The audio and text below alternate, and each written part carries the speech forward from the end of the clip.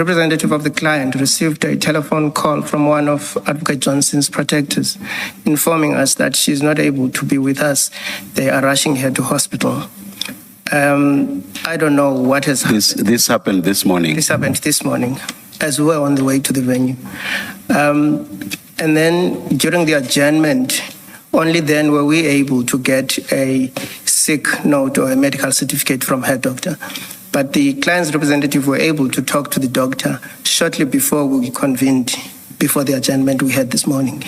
And we were made to understand that she is with the doctor.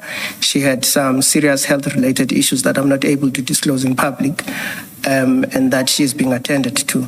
The medical certificate in our possession indicates that she is not well, at least between today, the 13th of July, 2026, including the 15th of July, 2026. I do accept that this affects the conduct of the affairs of the Commission because the Commission had its own agenda, its own program for the week. But the circumstances are such that, as my colleague, Ms. Silo, has indicated, the Commission would not be able to conduct its business today in circumstances where the person who was scheduled to be here is not able to be here. Thank you, Mr. Bodlani.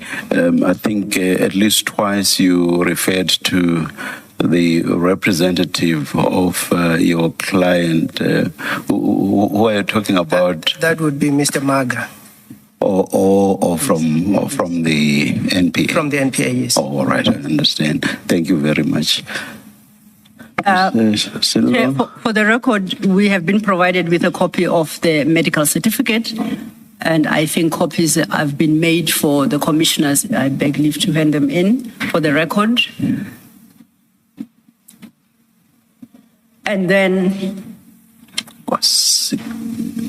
in light of the fact that the witness is unwell and is only being attended to today, I would request that the commissioners postpone her appearance to a date to be determined. I fear that if we fix a date, a specific date, we may be back before you to seek a further postponement because she is still indisposed. That is my suggestion, but we are in the commissioner's hands. Thank you. I noticed that this is one of those medical certificates, the nature of which I've previously said are useless in the sense that they give no information whatsoever. It's not even a case of what Mr. Bodlani said, which is confidentiality issues. It's just one of those useless so-called medical certificates. Indeed, Chair. But anyway, the bottom line is that Advocate Johnson is not here. Indeed. We are forced in the circumstances to postpone the hearing of Advocate Johnson's testimony to a date to be determined. Thank you, Chair. Thank you.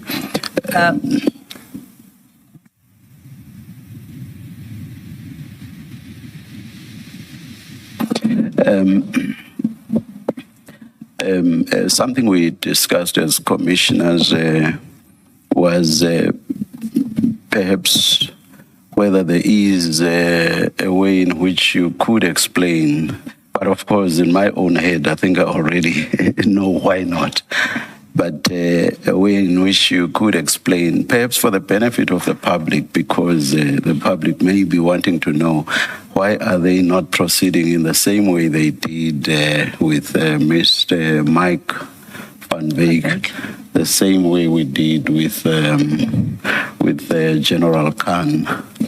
Yes, why not in this instance? But as I say, I think I know why. In fact, it's not even thinking, I know why. Thank you, Chair. I was going to address the commissioners on that, to say that we do appreciate that the Commission is operating under exceptionally tight timelines, and we considered the possibility of, quote-unquote, saving the day so that the Commission sitting doesn't collapse entirely today.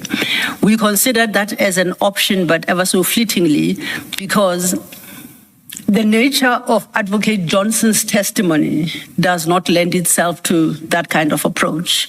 The examples that the Chair has provided all relate to WhatsApp messages that are written, have been provided to the witness, and on the basis of which the witness would be asked questions and the witness would respond. So that allowed the evidence leaders to place that material on record without the witness, reserving, of course, the witness's right to come back at a later stage and respond thereto. Also with the evidence leaders drawing inferences as they went along, yes, on what they make of the chats. Indeed. Yeah. What I have are two statements, a statement and a supplementary statement from Advocate Johnson, both of which are narrative in nature. I don't have WhatsApp messages to engage or to share with the commissioners, and the only option would be to read her statements into record.